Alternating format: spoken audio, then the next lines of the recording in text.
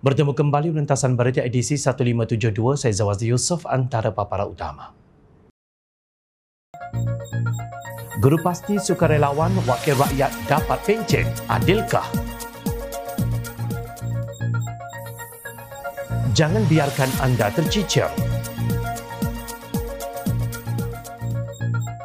Usah disimbah minyak pada api yang sedang marak.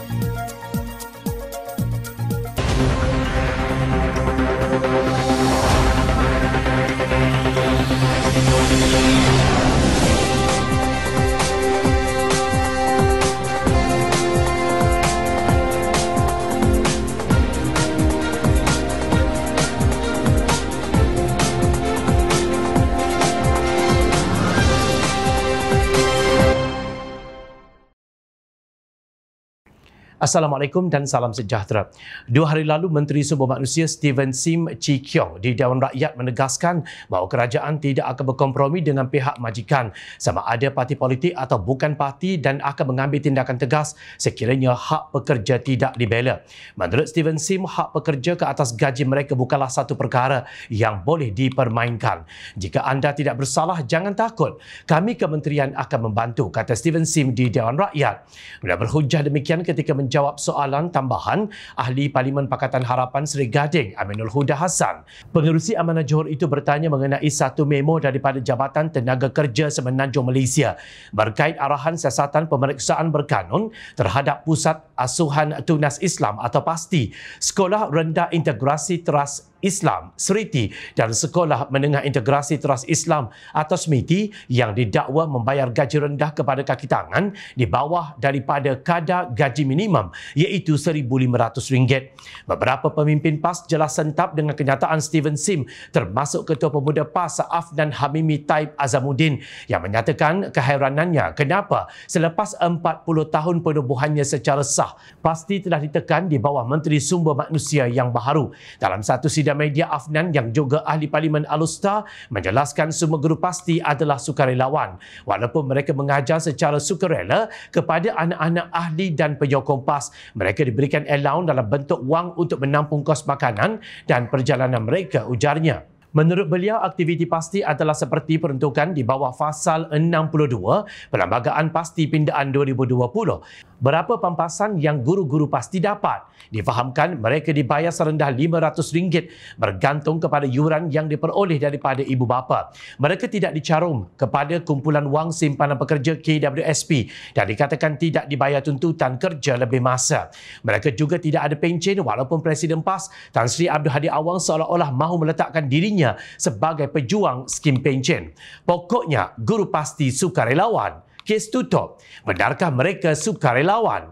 Satu iklan jawatan kosong di PASTI Muhammad Al-Fatih Kampung Baru Kuala Lumpur membawa maksud di sebaliknya. Iklan bertarikh 6 Disember 2023 di laman Facebook PASTI berkenaan begini bunyinya.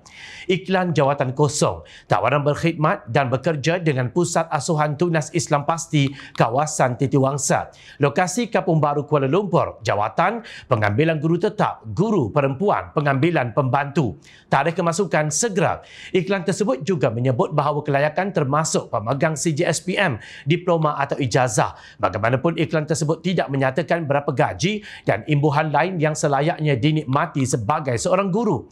Tiada unsur ketelusan oleh pihak pengiklan yang sudah tentunya majikan dalam penawaran jawatan tersebut. Namun apa yang jelas ialah jawatan guru tetap bukan kerja sukarela. Adilkah pemimpin PAS yang kini pemegang jawatan ahli parlimen bergaji penuh dan allowance serta berpencen berlepas tangan mengenai kebajikan hampir 10,000 orang guru PASTI dengan menggunakan istilah sukarelawan? Kerana istilah itu, guru-guru PASTI dinafikan hak dan kebajikan asas pekerja menerima gaji minima KWSP dan keahlian pertubuhan keselamatan sosial per kesok. Sementara guru-guru PASTI membanting tulang selama 10 jam sehari, pemimpin PAS hidup senang lenang dengan pencen mungkin sampai 5 angka. Tindakan Kementerian Sumber Manusia untuk menyiasat PASTI di seluruh negara adalah tepat kerana yang dipertikaikan ialah hak guru PASTI bukan kurikulum pendidikannya. PAS jangan sentiasa bersangka buruk hanya kerana Menteri Sumber Manusia daripada DAP. Takkan membela kebajikan guru-guru pasti juga dianggap mengancam Islam. Tugas guru-guru amat mulia kecuali guru-guru tertentu yang sering ponteng dan makan gaji buta. Setakat selalu pendaftaran pangkalan data utama PADU kini merekodkan seramai 6.03 juta orang, iaitu peningkatan 1 juta berbanding sejumlah 5.02 juta orang yang direkodkan sejak 15 Mac lalu. Tahniah diucapkan kepada rakyat Malaysia yang telah berjaya membuat pengemaskinian maklumat dalam sistem PADU. Sehingga 19 Mac 2024 jam 11.59 malam, jumlah rekod pengemaskinian maklumat individu adalah seramai 6.03 juta orang daripada 30.08 juta rekod individu dalam sistem PADU berdasarkan sumber data pentadbiran. Dalam pada itu, Menteri Ekonomi Rafizi Ramli berkata berdasarkan rekod, pendaftaran melibatkan kawasan-kawasan penduduk bukan Melayu adalah rendah sekaligus menyebabkan risiko tertinggi untuk berlakunya keciciran daripada program-program kerajaan. Sedangkan menurutnya PADU diwujudkan untuk terus mengenal pasti rakyat yang memerlukan bantuan dan menghasilkan program yang bersesuaian dengan kumpulan penerima. Kawasan Parlimen Seputih 202, Segambut 164 dan Bukit Bintang 104 ini yang banyak penduduknya bukan Melayu. Mahupun penduduk kawasan saya sendiri, ramai dalam kalangan masyarakat bukan Melayu tidak mengetahui tentang bantuan atau program yang disediakan untuk mereka. Pendekatan sebelum ini adalah sesiapa yang memerlukan bantuan boleh memohon kepada agensi kerajaan yang relevan, katanya menerusi hantaran di Facebook. Sehubungan itu, katanya menjadi tanggungjawab bersama semua rakyat Malaysia untuk menutup jurang pendaftaran ini dan membantu seramai yang boleh yang memerlukan bantuan.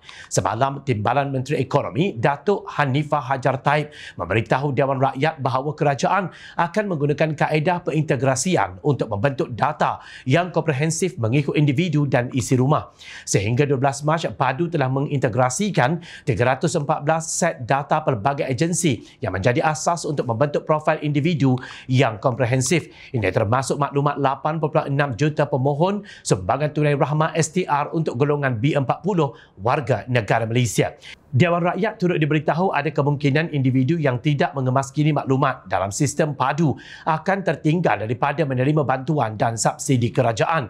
Bagaimanapun, bagi mereka yang tidak boleh mendaftar atas sebab tertentu, kerajaan akan menggunakan alternatif seperti pengintegrasian data pentadbiran daripada pelbagai agensi sektor awam bagi menyalurkan bantuan kepada individu terlibat.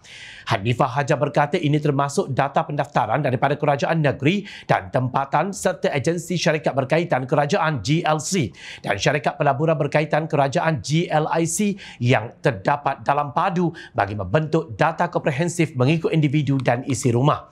Kerajaan memohon sokongan dan kerjasama semua pihak bagi meningkatkan usaha mendaftar dalam sistem PADU, katanya dalam sesi soal jawab di Dewan Rakyat seperti dilapor bernama.